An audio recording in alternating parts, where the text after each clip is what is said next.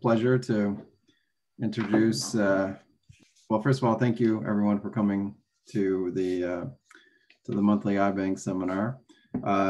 It's my pleasure to introduce Dr. Francesca Telese. I feel like if I had to do it all over again, I'd want to do the research program that Dr. Telese has developed and has started at UCSD. Dr. Telese is a molecular neuroscientist, and she's specifically interested in transcriptional regulation in the brain. She got her PhD at the University of Naples, where she studied the transcriptional adapter protein FE65 and its involvement with Alzheimer's disease. From there, she went to UCSD for a postdoc with Michael Rosenfeld, where she focused on epigenetic mechanisms of learning and memory in mice. And that's where she began some of the work on Reelin that I'm assuming we're going to be hearing a lot about today. Currently, she's assistant professor at UCSD in the Department of Medicine, where her laboratory is focused on epigenetic mechanisms underlying substance use disorders in rats and mice. She has multiple funded projects, including an Avenir Award looking at adolescent exposure to cannabis, as well as a UO1 where she's using multi-omic approaches applied to rat models of opioid addiction. And without further ado, go ahead, Francesca, take it away. Right, I'll share my slides. Here, do you see the full screen? Yep. Okay, so thank you, Paul, and thank you for everybody who joined my talk and the Society for the invitation. It's definitely a great pleasure to have the opportunity to share our past and current contribution to better understanding of Reelin biology.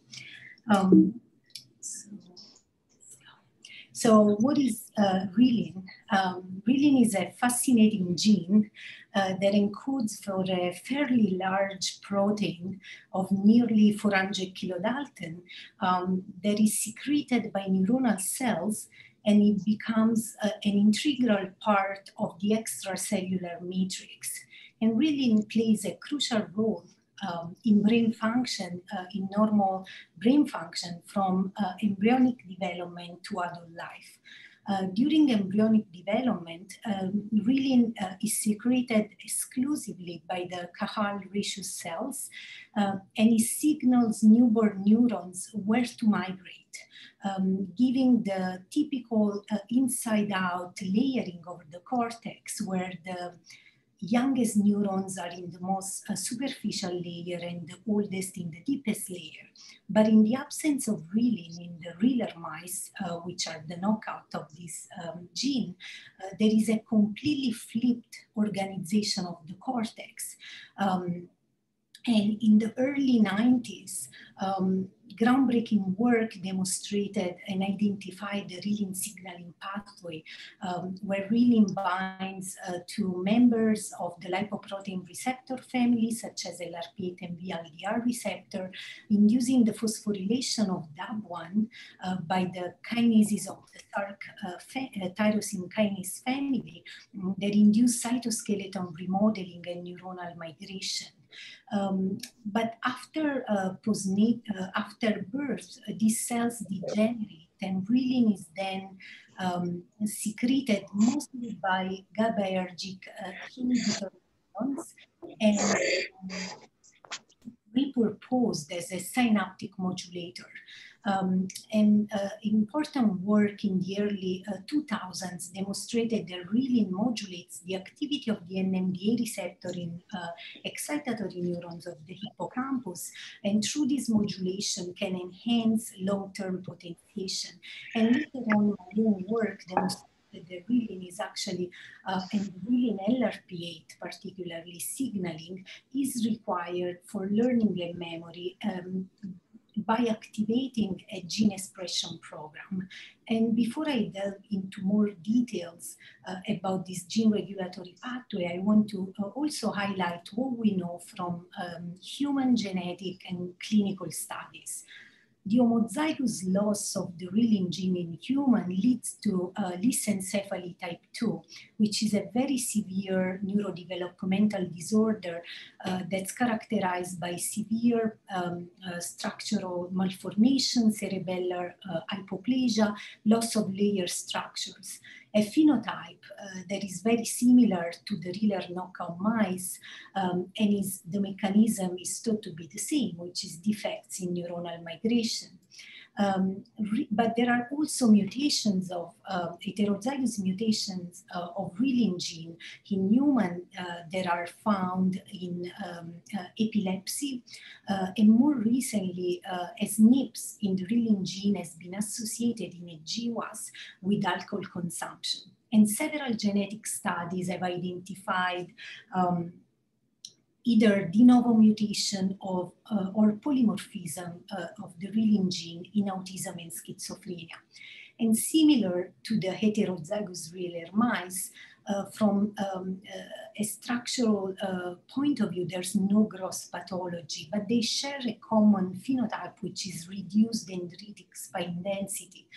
And the mechanism is thought to be related to the role of Reelin in neuroplasticity. And that's where my work focuses on understanding how Reelin regulates different forms of neuroplasticity.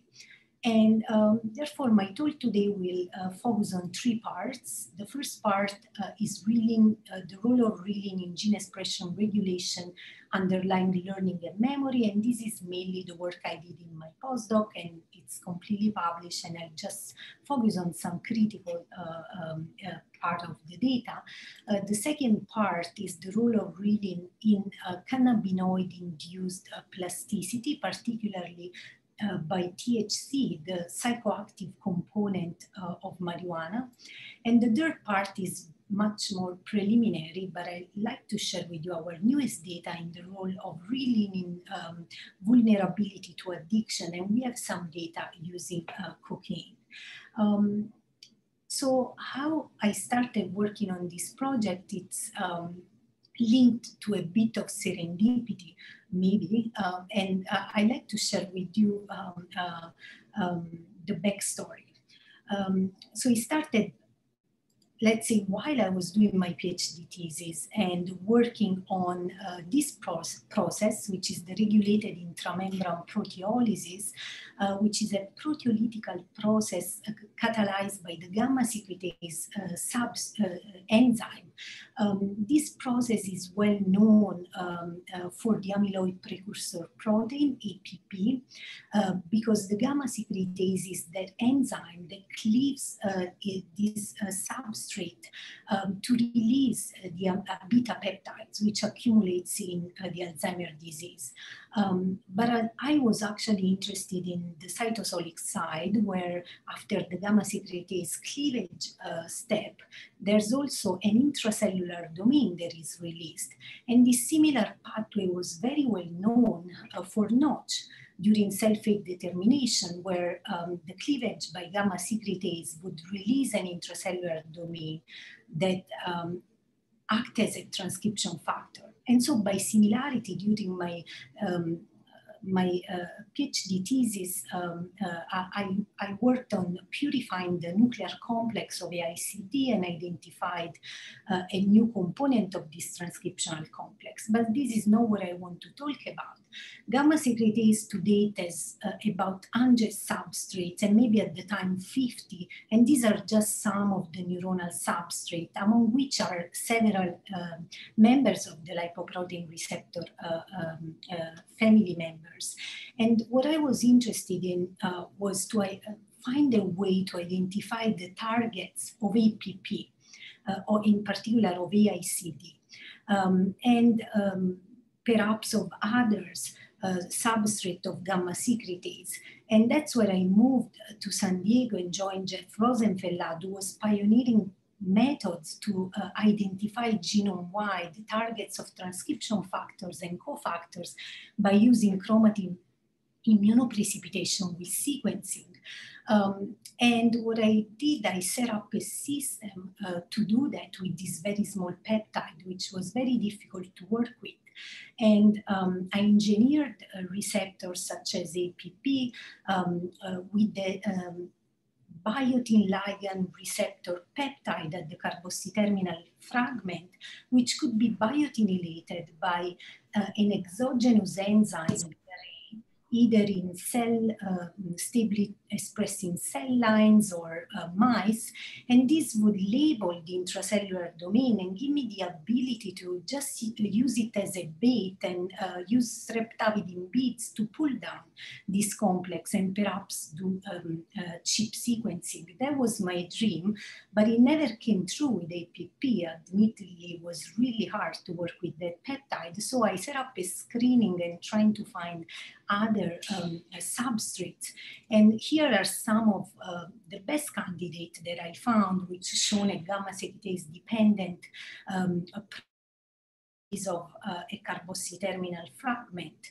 And that's when I realized that maybe APP was not my best candidate, but rather LRP8 was one of the few candidates which had a very well-known ligand, which was Reelin. So not only Reelin was an extremely interesting pathway, but also I had a way to modulate this process. And that's how I started to work on this signaling pathway. And so I thought it was much easier, but actually it was had some challenge. Challenge number one was purify the full-length Reelin, which is a 400 kilodalton protein, glycosylated, and so it took us a while to set up a system to have purified full-length Reelin that we used to treat primary cortical neurons, and proved for the first time in vivo that Reelin can induce the gamma secretase dependent reprocessing of LRP8 and release of the intracellular domain, which depended on gamma secretase because it was blocked by gamma secretase inhibitors.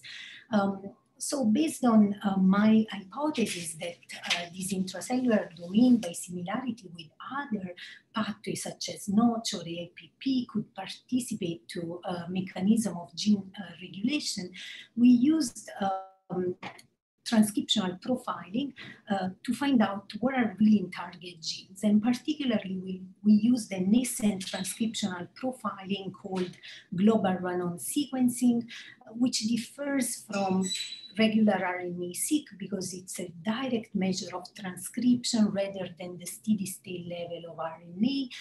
And so it was useful for us because we wanted to test, once we treat the neurons with Reelin, if there was a direct transcriptional response. And we identified about 1,000 target genes that were mostly activated by Reelin.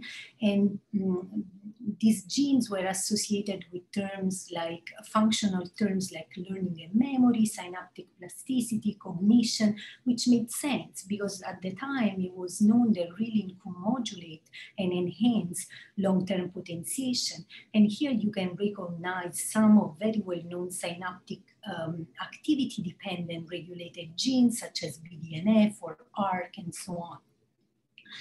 And we combined a series of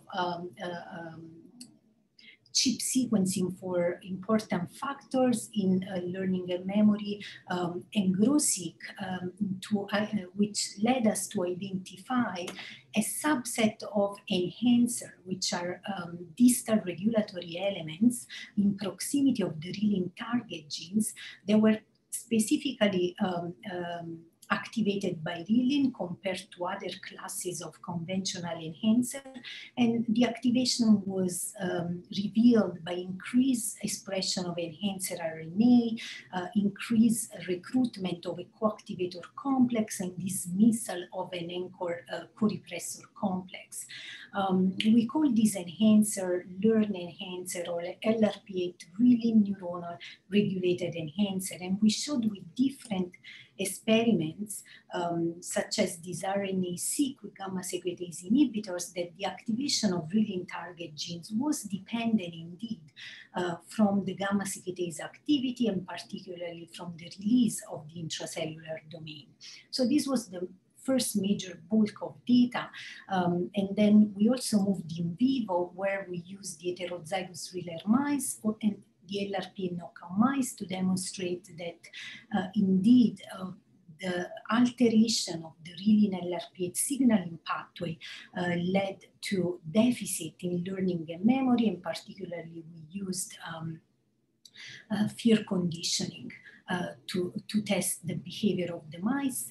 And we used the same protocol to then sacrifice the mice and perform RNA-seq and chip sequencing of enhancer mark. And we showed that the learning associated transcriptional program was not any longer activated in the absence of Reelin signaling, and this correlated with the reduction in the activation of the enhancers.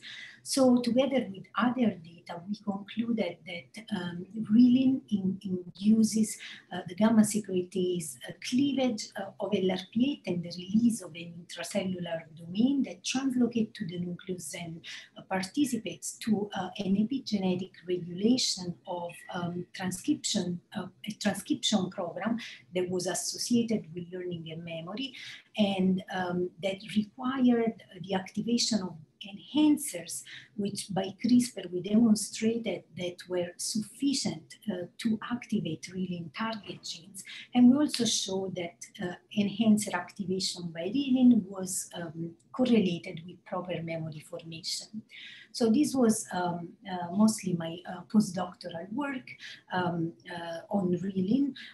And later on, I continued working on this signaling pathway, but the hypothesis that I had when I started my lab was that Reelin signaling could regulate other type of plasticity, such as drug-induced transcriptional plasticity and behavior. And we focused on cannabinoids. And the reason is based on this hypothesis was based on a series of observations from genetic studies where genetic variants in the Reelin gene were associated with schizophrenia, as well as post-mortem brain studies shown that lower expression of Reelin mRNA and protein was found in tissue from schizophrenic patients. And more recently, there were studies identifying variants underlying schizophrenia and lifetime cannabis use. And also epidemiological studies have shown that early, frequent, and heavy use of cannabis was associated with psychosis. So there was definitely a shared, there could have been a shared pathway between Reelin and cannabinoid signaling, and also based on pioneering work from Yasmin Hurd and others, it was known that cannabis exposure during different periods of development, such as prenatal, perinatal, or adolescent, had long-lasting effects and mostly transcriptional and epigenetic effects on processes underlying behavior relevant to psychiatric vulnerability. So we started with this knowledge, and we set up a system to test if there was an interaction between Reelin and cannabinoid, but there was no evidence that these two pathways interacted. All we knew is that Reelin, of course, is expressed in GABAergic neurons, and it's co-expressed with the cannabinoid receptor in regions of high expression of both genes, such as the striatum, for example. And so to study how these two pathways interacted, we developed this drug treatment protocol of wild-type and heterozygous Reelin mice that were treated chronically during adolescence with THC, high doses of THC, and after a period of withdrawal, we tested their behavior in early adult to test the long-term effect of THC. And we used different behavioral assays to evaluate different behavioral domains, such as cognition, anxiety and disinhibition, stress reactivity. And this data has been recently published, but I will show you some crucial data from this paper. To test the effect of THC, long-term exposure of THC in adolescents on short working memory, we use this test, which is called 6 different objects, a variation of novel object recognition test, where mice are able to recognize up to 6 objects and they can discriminate a novel object during the test phase. And so a preference, a discrimination, positive discrimination index that reveals a preference for the novel object is considered a form of working memory. And because the delay here is very short, a minute, this was short working memory. And we showed here, this is the raw data, that THC in all group tested, female and male, wild-type and heterozygous Reelin mice, induced a reduction of the discrimination index that's revealed by a main treatment effect.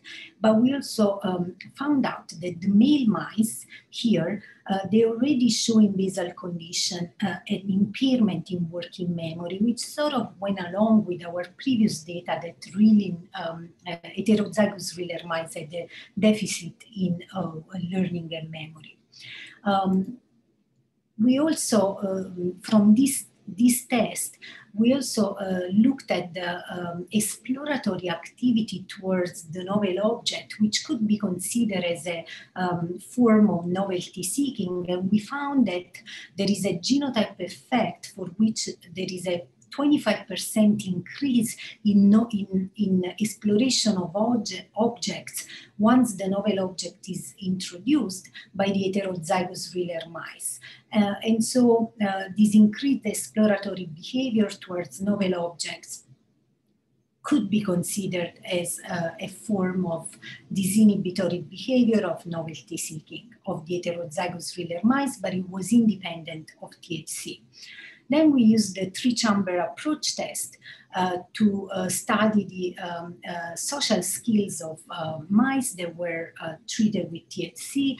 And what we found is that, as you can see here, all groups were exploring more the novel object versus the novel mouse versus the familiar mouse, showing that all groups had a level of sociability, but in presence of THC, there was a reduced discrimination of the novel mouse versus novel object. And this is shown here by a 14% decrease of a specific exploration of the novel mouse, while the novel object is not changed.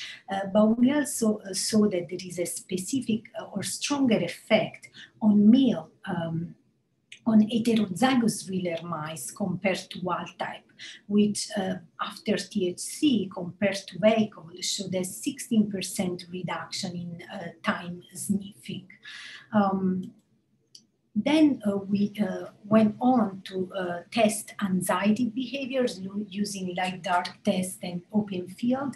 And here we found that female mice, heterozygous female mice treated with THC explored more the illuminated area. And so in this test, the exploration, the innate behavior of the mouse is to avoid the illuminated area. And so in this case, the mice are more prone to riskier environments. And when we did the same analysis with the open field test, where mice are usually avoid the center area because it could be also a risky environment, in general, the heterozygous Reelin mice showed an increased time in the open area, but independent of THC.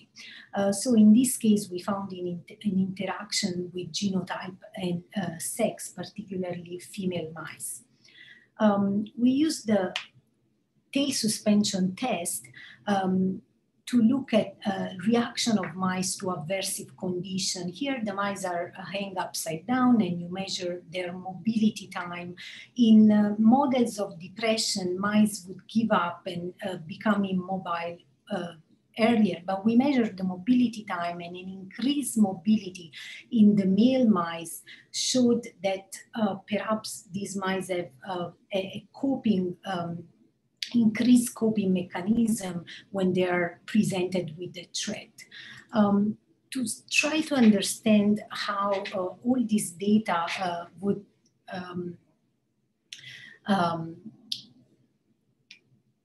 what was the behavioral domains that were affected by THC in wild-type and heterozygous Reelin mice, we performed factor analysis, which is a data reduction method to analyze a series of variables that might underlie specific in this case, behavioral domain.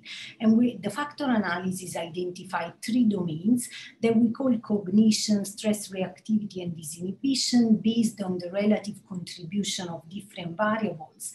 And we show that cognition is specifically negatively affected by THC, while disinhibition is increased by the genotype. So in heterozygous Reelin mice, show more disinhibitory behavior. And this, of course, correlated with the results of the single test, where we also show that these effects, especially of the genotype, are stronger in the female. So from this study, we concluded that Reelin deficiency contribute to long-term behavioral abnormality induced by chronic adolescent exposure of to THC in a sex-specific manner. We found that THC impairs cognitive functions with stronger effect in HR mice for social interaction. We found that THC induces disinhibitory behavior in female HR mice, and the THC leads to altered stress reactivity in male heterozygous Reelin mice. And independently of THC, this study also showed that heterozygous Reelin mice have an increased disinhibitory behavior and enhanced stress reactivity. So the next question that we have is, where are the long-term transcriptional changes induced by this behavioral paradigm, this exposure of THC to adolescent mice, and can this help us understand what kind of pathways can be affected by Reelin? And so this is still a work in progress, a manuscript in preparation, where we use the same behavioral protocol, drug treatment, and then we tested different behavior like long-term working memory, social interaction, elevated plasmase. And then we used RNA-seq to profile the gene expression of different brain areas, particularly PFC, prefrontal cortex, dorsal striatum, nucleus accumbens, amygdala, and VTA, which are known to be either regulated by Reelin or by THC. And we did this in wild-type mice, and I will show you our, first of all, behavioral results. And this time, as I said, we made the delay between the familiarization and test phase 24 hours. So we can talk about long-term working memory, and similarly to the effect of THC on short-term working memory, we show a decrease of 30% after THC exposure in wild-type mice. And social interaction tests also revealed that THC again can induce a reduction in social preference. We did not see any difference in elevated plasmase. And then we use WGCNA, or weighted gene co-expression network analysis, in collaboration with the young lab at UCLA to capture those gene expression pattern covariants that are not detected at the single gene level. So we use gene expression data to calculate either significant differentially expressed genes or co-expression modules by WGCNA, and we did pathway enrichment analysis to understand whether the differentially expressed genes are enriched in particular functional terms.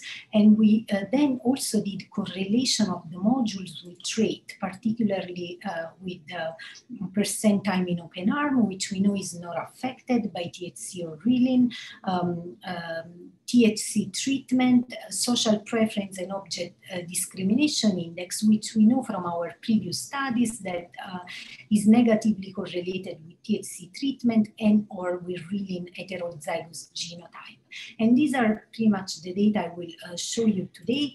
And we're also ongoing is an analysis of hub genes to try to identify those genes that can have a potential regulatory rules underlying this pathway.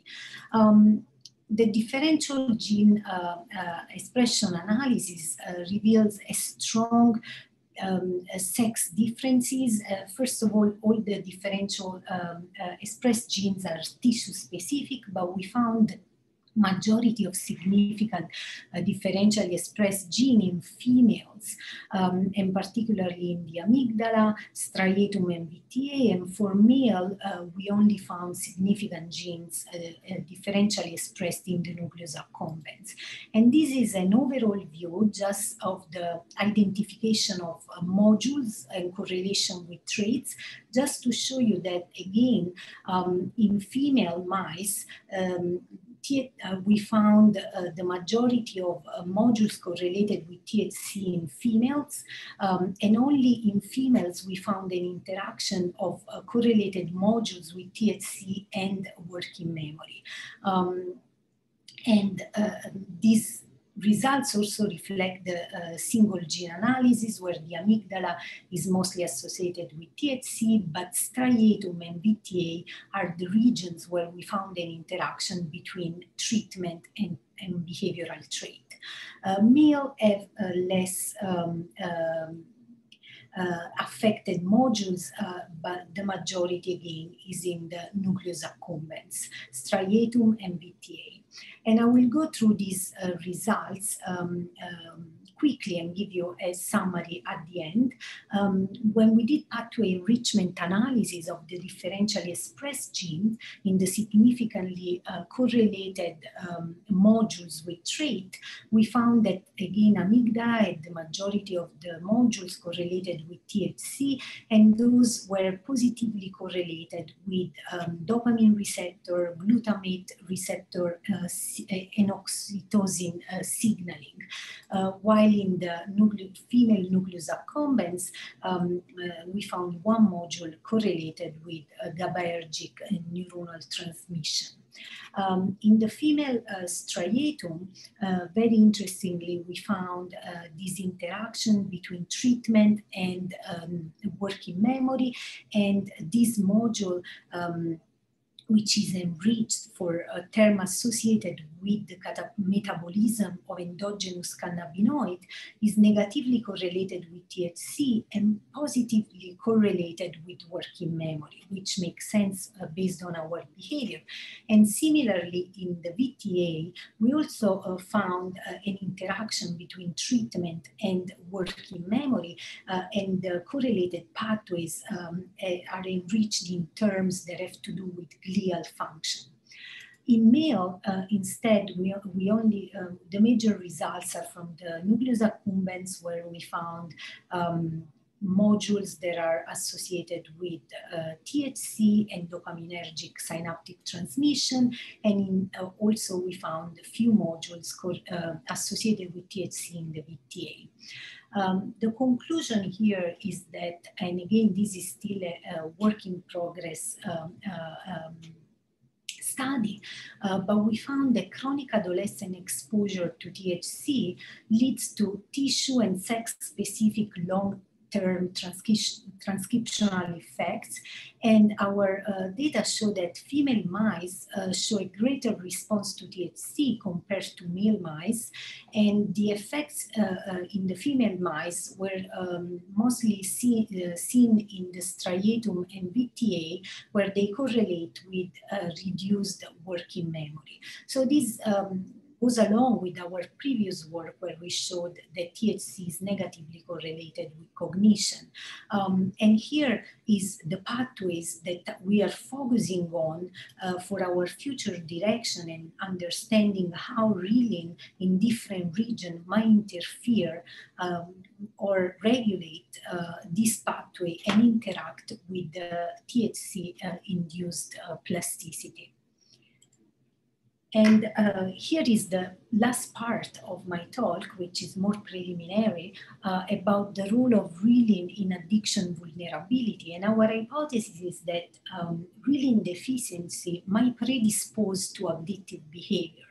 And this hypothesis is based on our previous behavioral results in heterozygous Reeler mice, showing that a reduced expression of Reelin is associated with increased disinhibition and increased novelty seeking, which are known traits to be associated with addiction vulnerability. And also knowing that the SNPs of the Reelin gene has been recently associated, at least with alcohol consumption in this recent GWAS. But we have data on cocaine, which we know is a very strong modulator of transcriptional plasticity, which at the end it is our main interest. And here we did a dose response curve of different doses, using different doses of cocaine, and we showed that only in the female mice there is an increased locomotor activity in response to acute injections of cocaine, and this is locomotor activity measured for 30 minutes after the injection. And here you see, of course, a main effect of cocaine that's based on dose and the sex per genotype interaction, where you can see that only the female have an increased locomotor activity. So this was very interesting because we know that female mice in our study with THC and heterozygous Reeler mice are those group of mice that show an increased disinhibitory behavior and decreased based on decreased anxiety after THC exposure. So it's possible that the heterozygous Reeler mice female are more sensitive to drug-induced plasticity and behavior. So we did a study of cocaine behavioral sensitization when we used this protocol of saline or cocaine injections, and we also tested the locomotor activity after withdrawal and with one challenge of cocaine. And again, we see a response only from the female mice, which show an increased locomotor activity after cocaine injection, and this response remains even after the withdrawal with one cocaine injection. And this is the statistics where you can see that while the male, the wild type, don't show a difference in the heterozygous, the female show an increased locomotor activity compared to the saline. And so this is our first preliminary data on this project, and we're now looking at how what is the underlying difference in the brain of heterozygous female mice after cocaine injection. We're using CFOS immunostaining and RNA scope, actually in this case, looking at different areas that we know respond to cocaine, like lateral septum and striatum, and where there's also a high expression of Reelin. And I don't have quantification and I don't want to speculate anything, but that's what we're doing right now, trying to understand if there's also a different response transcriptionally in the heterozygous female Reelin mice. So from this part, we conclude that the female heterozygous mice, but no male, show increased cocaine-induced locomotor activity and behavioral sensitization. The Reelin deficiency, oh, I didn't show this, but we also tried CPP, at least with one dose, and we did not see an increase in the conditioning, suggesting that really might not affect the rewarding effect of cocaine, but it's to say that we only use one dose, so we are trying to repeat this experiment with a dose response curve. And our future direction here is to correlate the FOS expression with Reelin genotype in brain areas activated by cocaine acute administration and a behavioral characterization of the rewarding effects of cocaine in heterozygous Reelin mice. And also use some new methods that we have in the lab to study enhancer activity and single cell transcriptional response to study the transcriptional effect of cocaine in the heterozygous Reelin mice.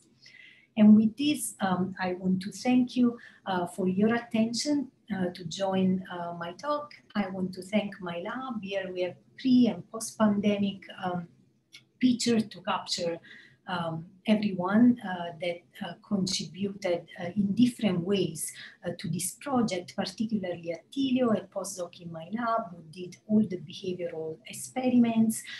Patricia, she's our lab manager, a long-term student, previous student working with me already on the during my postdoc, and she's still stuck with me, hopefully for a long time. She's done a lot of the molecular studies in my lab, and Andrew is working with Attilio on the cocaine study.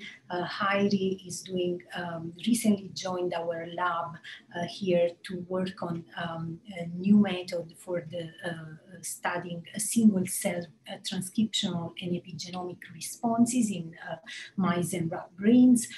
Aisha is an undergrad student, unfortunately in none of these pictures, who's been working on the characterization of CFOS in the heterozygous Reelin mice, and here are some past members of my lab, which I dearly miss, but glad for them. They're in grad school now, Kati and Kevin, and Sirita, ready to go to grad school. I also want to thank my collaborators at UCSD, the TAF Lab, who's a world expert on cannabinoids. Vicky Risberg was really helpful for us to set up some of our behavioral essay, and the Jan Lack by UCLA for contributing to the network analysis, and Amanda Roberts at the Scripps Research Institute for her help with the cocaine studies, and obviously our funding sources.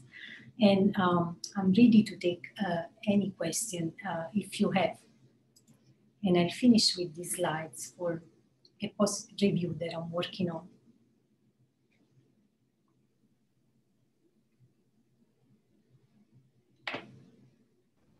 Thank you, Dr. Telese. I can hear the roars of applause coming from various parts of the planet. That was a very nice talk. Thank you. I've asked folks to unmute themselves if they want to, but we do have some questions in the chat, so I'll start with a couple of those. One from Giovanni Laviola.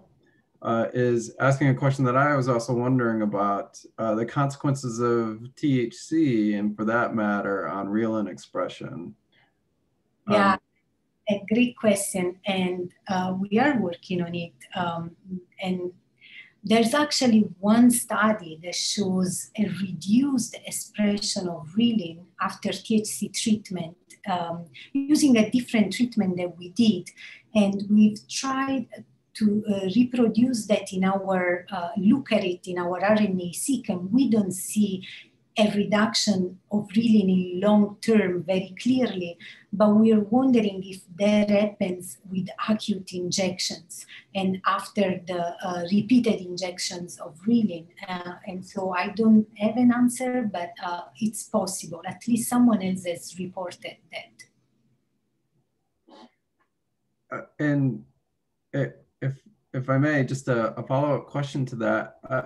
In your heterozygous mice, you're talking about a reduction in reelin signaling. Have you ever gone the other way and looked at any of these phenotypes to see if you have the bidirectional alteration of behaviors?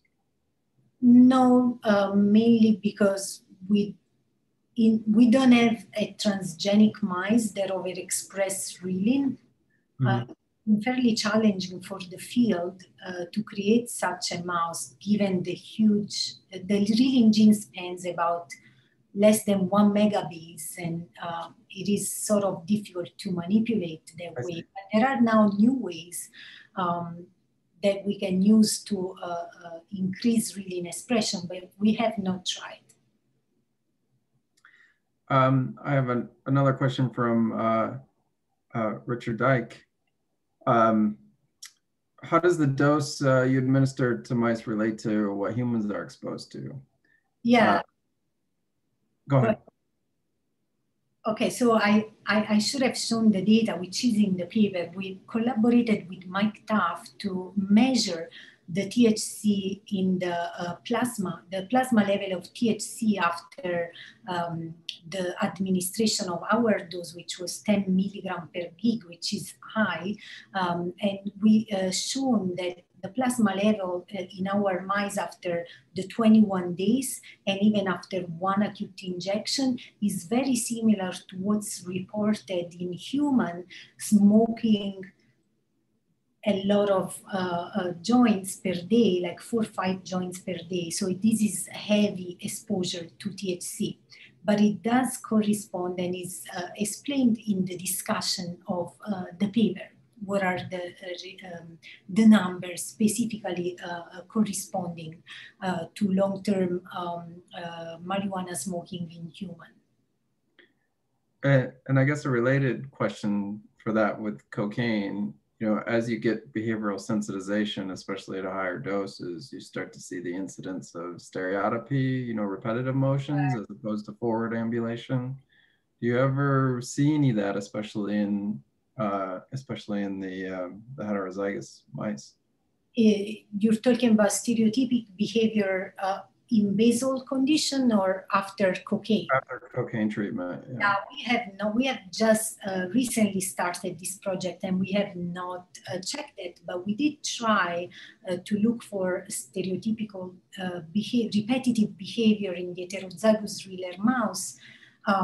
Using the marble burring test might not be the most sensitive test that we've used, but we did not see any repetitive behavior using that test. But we can definitely look to that. Thank you. Another question, and last question in the chat, at least for now, from Maria Marzolo. She says, very interesting. Thank you very much. Her question is, do you think prenatal consumption of alcohol and cannabis would reduce reelin expression in the offspring and also increase addiction vulnerability in the offspring as well?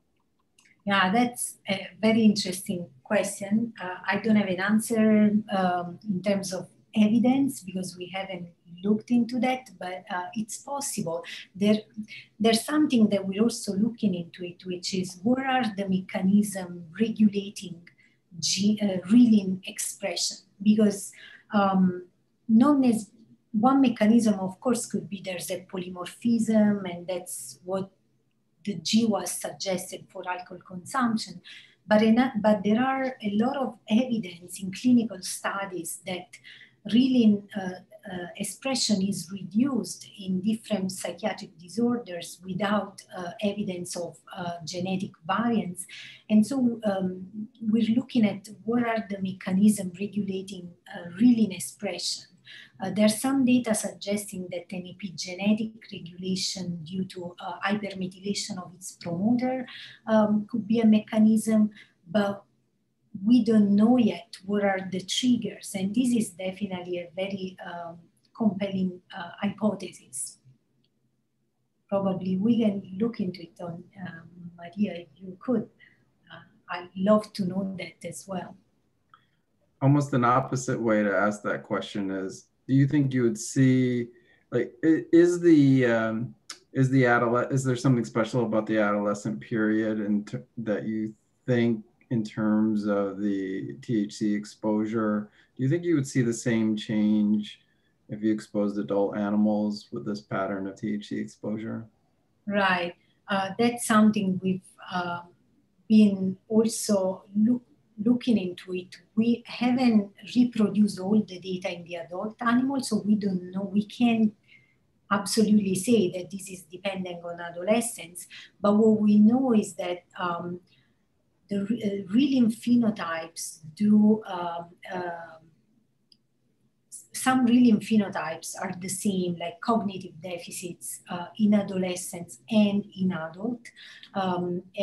Some of the THC-dependent behavioral abnormalities have also been reported by others using adult mice, such as social interaction reduction. So, however, we did choose the adolescents because not only there's more epidemiological data about how the early exposure to heavy doses of THC is correlated with increased emergence of psychotic episodes, but also there's some data suggesting that Reelin has an important role in the PFC for the development of the prefrontal cortex, which matures during the adolescent period. But we have not, so there was an hypothesis the adolescent period would be more sensitive to THC and Reelin deficiency, but we don't know exactly where those two pathways interact. It's one thing that also following our results from the RNA-seq after THC that we're following is whether the endocannabinoid metabolism itself is a target not only of THC repeated exposure, but also in the heterozygous Reeler mice that could be perhaps affected. So that's one of the directions that we're going, trying to understand what are the pathways that Reelin affects and where it does interact with the cannabinoid signaling. I have a question. You mentioned that I think in your pathway analysis, you see in the VTA area there are some changes related to glial cells. Can you elaborate on that? Right. So that's a result from the network analysis in the VTA. Female VTA mice show modules, co-expression modules correlated with THC treatment, and the differentially expressed genes in the VTA that are correlated with THC are enriched in terms of glial function, both glial differentiation and interferon signaling. That's one of the 4 directions we are going to look at, how perhaps using single cell sequencing to try to understand if THC has a specific role in modulating the expression of glial genes, because we know that cannabinoid receptors are also expressed in glial cells, specifically CB2. So I don't have data, except that we have published another paper where we show that a cannabinoid agonist can affect can affect the response of astrocytes. So we know definitely that cannabinoids can modulate the expression responses of glial cells. And we also have hypotheses based on this work on astrocytes and on the results of the THC RNA-seq that this might be mediated by receptors that are not the canonical cannabinoid receptors. And we're looking at some intracellular receptors like PPAR, and also from our data now we have another candidate, which is the pregnein receptor, is another nuclear receptor that might be affected by cannabinoids. So it's a very interesting direction, but I don't have more data to speculate on. Just a follow-up question, do you see this in other brain areas or only in the BTA area? From the network analysis, this only came out from the female VTA. And that does not, it might be the place where it's more evident. It does not exclude perhaps other areas, might be a matter of power sometimes with this expression studies, but it is in the BTA that we see that. Thank you. Kind of along those lines, there was another follow-up question in the chat about Reelin treatments, other Reelin treatments and whether they might alter the expression of cannabinoid receptors, but also how dependent are the effects that you showed on potential changes in Reelin receptors like LRP8? Right. So for the first question, we went back to our Grosic data in cortical neurons treated with Reelin, and we actually find that Reelin treatment, at least in vitro, induces the expression of CB1 receptor. So you may think that in the heterozygous Reeler mouse, there could be a change in the expression of CB1 receptor, but we have not confirmed that in vivo. It's something we also thought to do, but we haven't done it. And for the other question of how these effects, behavioral effects, depend on LRP8 or VLDR receptor, I can assume they do, knowing that Reelin mostly act, especially for the cognitive function. We know that it acts through LRP8, but we have not done this experiment in those knockouts, which would be one way to look at it. So I don't have a definitive question, but I think they would depend at least on LRP8 for the cognitive part.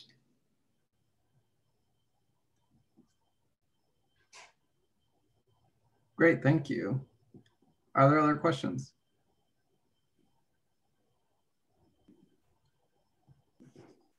Dr. Telese, thank you for a fantastic presentation.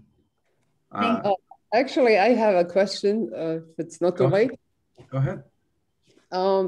So initially, when you presented your Reelin gene, you mentioned it in the context of schizophrenia.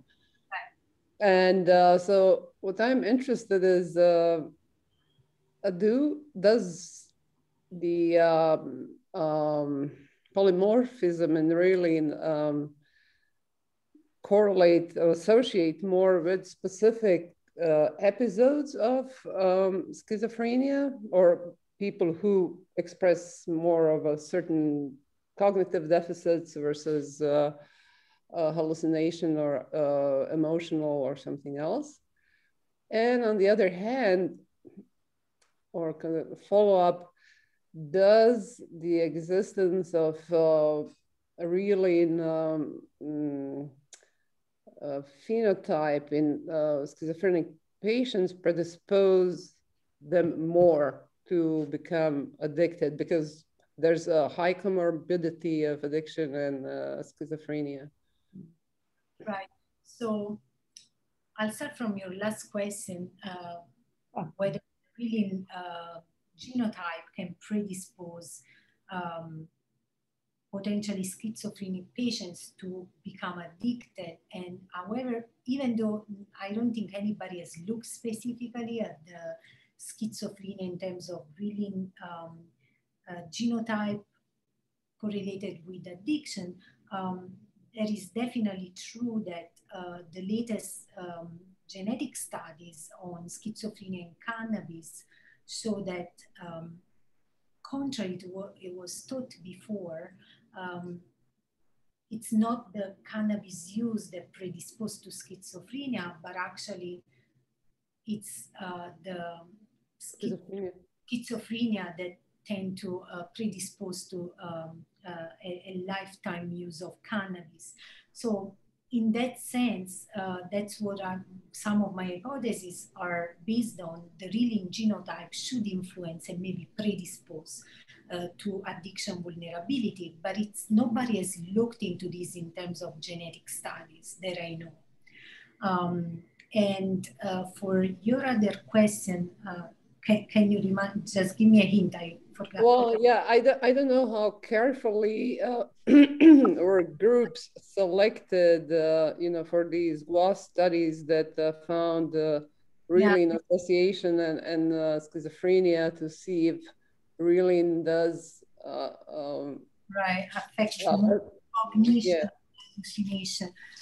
There have not been, to my knowledge, very careful studies, but my assumption is that the Reelin genotype would affect more at least based on the mouse work, would affect more the negative cognitive effect of schizophrenia rather the hallucination. And we also tried to look into this by using pre-pulse inhibition test.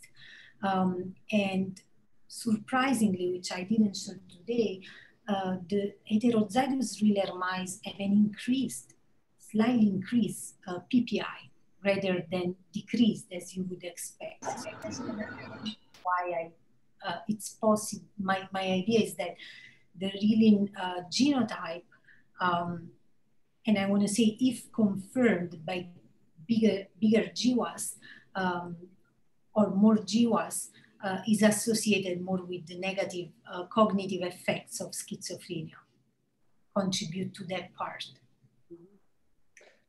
Thank you very much for your question. And just on a side note, I would like to thank very much the organization of IBANGS for organizing these seminars. This is the first one that I attended. I didn't know they exist. And for us who are far away, I and my students are attending your talk from Croatia. We appreciate that very much. So thank you on the great presentation.